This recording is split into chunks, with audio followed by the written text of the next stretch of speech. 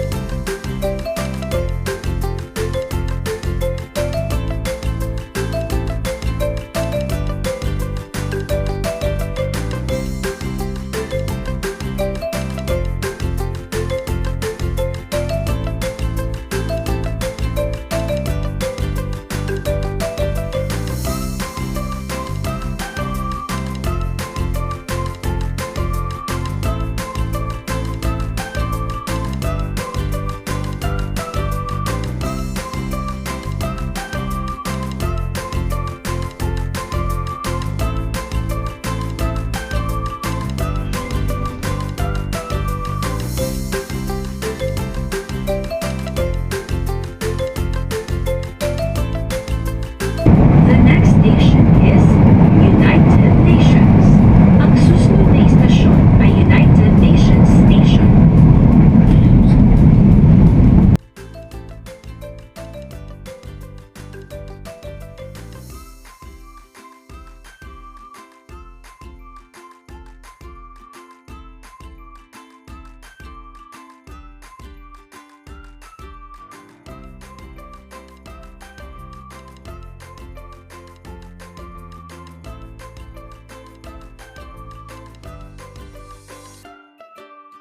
It's been a while that we were not able to visit this place. I used to study here at the Philippine Normal University for my special program certification for excellence in teaching program sponsored by Metrobank Foundation as their academic scholar and also sponsored by Pi Lambda Theta Philippine chapter.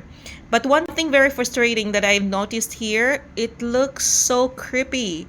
Ano po ang nangyari sa Rizal Park? Bakit nagkaganito siya? Can you see that? Mga kagwapa at kagwapo? Look at that. It's so demeaning. What happened to Rizal Park? I noticed that they are rehabilitating the Rizal Park or the Lunita Park, but then it should not be left like that. Na creepy po ang mukha. Sana it should still be kept clean.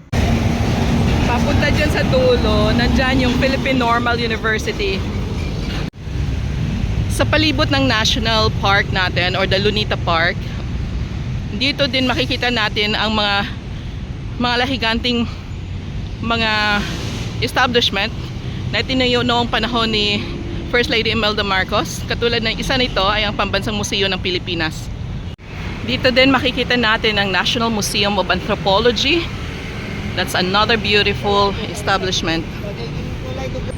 Ito mga hindi na talaga nakikita ng mga kabataan. Dapat mga bata, they should be educated what is inside here. Ang mahaba-haba yung ating lalakarin kasi guarded po to siya, yung area na to. Kung alam lang natin na ni-rehabilitate pala to, doon na tayo umikot sa UN na area. No entrance pa rin dito. Parang nakakaawa tingnan yung Rizal Park natin kasi naging kanlungan na rin siya ng mga kababayan nating walang mga bahay. Nakakaawa sila. Sana darating ang punto na makakatulong tayo sa kanila.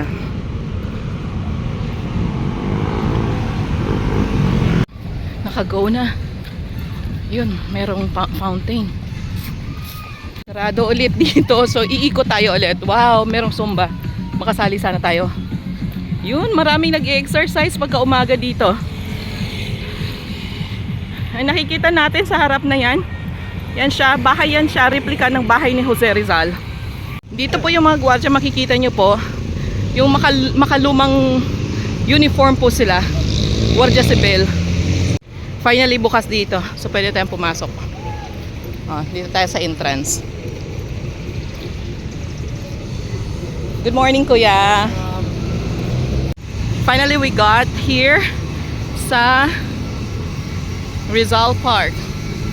So hindi natin ma-videohan ngayon yung revolto ni Lapu-Lapu, gawa ng sarado yung area na yon. Ito meron ng Di ko napansin na wala na pala ang revolto ni Lapu-Lapu sa Lunita Park.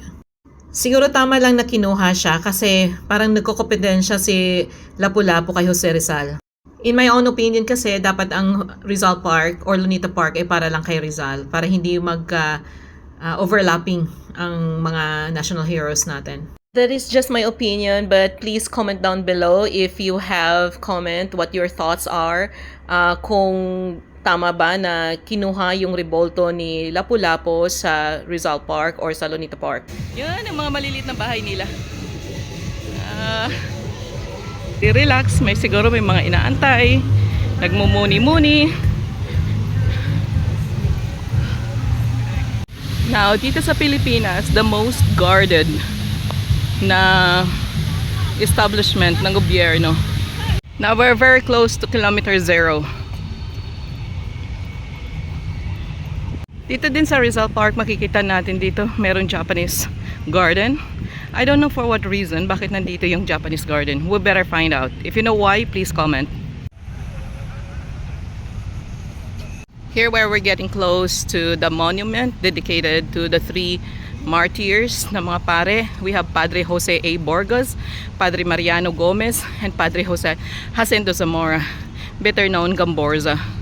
So for those mga kabataan na hindi alam kung anong ibig sabihin ng Gamborza, that's Gomez, Borgos, and Zamora.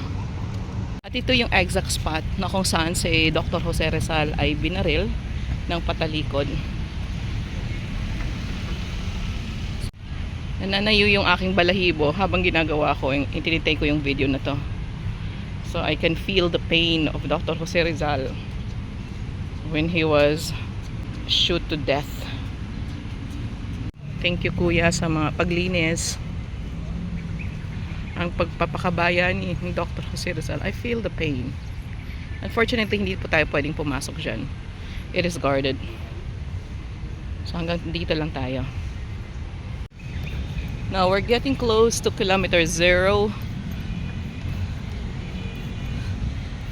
Yan. Nasaan ba yung mga nagbabantay ngayon? Nasa harap yata sila. Alam mo nung kabataan namin, pinapangarap lang namin to. At nakikita lang namin sa libro, yung picture na to. Sa mga nanonood dyan. Diba? Sa picture lang natin, sa libro natin na nakikita. Ngayon nandito tayo. Kung makikita po ninyo yung square na yan, yan. Diyan daw po binaon yung buto ni Dr. Jose Rizal. Pero ang tanong, nung binaril ba siya ng patalikod na matay, baka agad siya? Strange, hindi ko alam. Basta nang namatay siya, at saka yung labi niya, nilagak daw dyan. Pero it took many years, about 17 years, bago ito ginawa.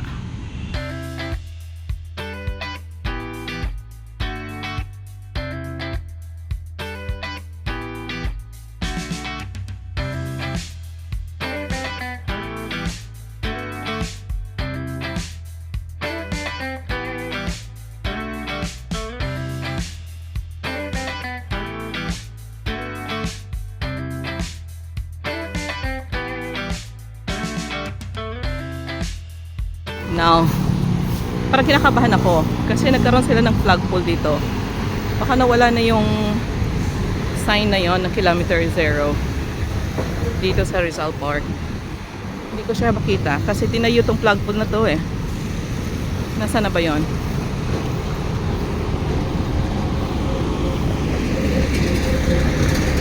Nasaan na yung landmark?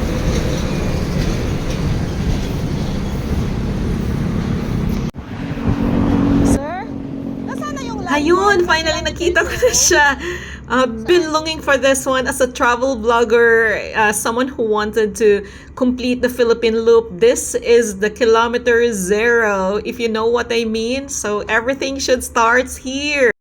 Let's go. Puntahan natin siya, lapitan natin siya. For the meantime, daanan muna natin, kamustahin muna natin ang ating pambansang bayani, Gat Jose Rizal. Salamat po sa monumento ninyo kasi naging landmark din po siya ng Kilometer Zero ng Philippine Loop. This visit was also very, very rewarding because I saw this group of kids na nagtutour po sila and the teacher was trying to educate the children what Rizal said about the Philippines or ang ating mahal na bansa. Na-miss ko tuloy yung panahon kong nasa classroom pa tayo nagtuturo. Thank you so much, teachers, for educating our young ones. Sana everyone will have an opportunity to come here, visit this park. It's a very, very memorable park, very historical, and something that would remind us as Filipinos of our past, of our heritage, of our heroes, of those people that come before us, who sacrificed and died for our country. It's a very beautiful morning here at Rizal Park. Everyone is doing their thing. Thank you so much, Ate, for keeping our national park clean and beautiful and tidy. Now let's go. Let's cross the street. Okay, but before that, can you see that one? That green, that hotel, that's the Manila Hotel. It's a very historical hotel as well. Let's go. Let's cross now. I'm so excited. I can't wait.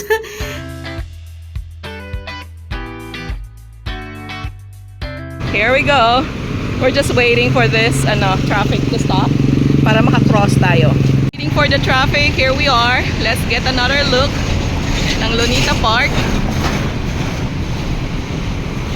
Ang pagwawagayway ng ating watawat ng Pilipinas. Pinakaunang rebolto ni Rizal ay hindi ginawa dito sa Rizal Park, kundi sa Camarines. Ang pinakamalaki naman na rebolto ay hindi din dito makikita, kundi sa Laguna. Yan, wala nang sasakyan. Pwede na tayong mag-cross. Okay. Sige po. Finally, we made it! Kilometer Zero of the Philippines! Philippine Loop, Kilometer Zero starts at Rizal Park. Starts here. I'm so thrilled and excited. Let's go mga ka-travel vlogger ko dyan. This is Kiki Guapa, yung abang, yung inyong lingkod, ang inyong lola. Now that we are here at Kilometer Zero, this is going to be the starting point. This is going to be the start of our journey as a Philippine travel vlogger and at the same time, a special need vlogger. For those parents who have special kids, let's go out and explore the world. Let's not keep our kids inside our inside our bedrooms or inside our houses, but let's give them an opportunity to explore the world. Explore first the Philippines, and that's what we're doing. This is Quakey Guapa, yung iyong abang, yung inyong lungkod, palaging guapa at palaging maganda. Please continually follow and subscribe us. We'll be bringing you more of the Philippine trips, especially visiting the landmarks of the Philippines and also showing you the beautiful places, the things that we can consider that we are very, very proud of our country, the Philippines. Mabuhay po tayo. Kiki Guapa! Follow and subscribe!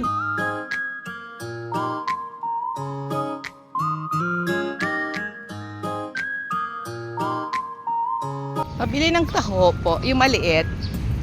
Magkano po siya? 20. Ah, sige po.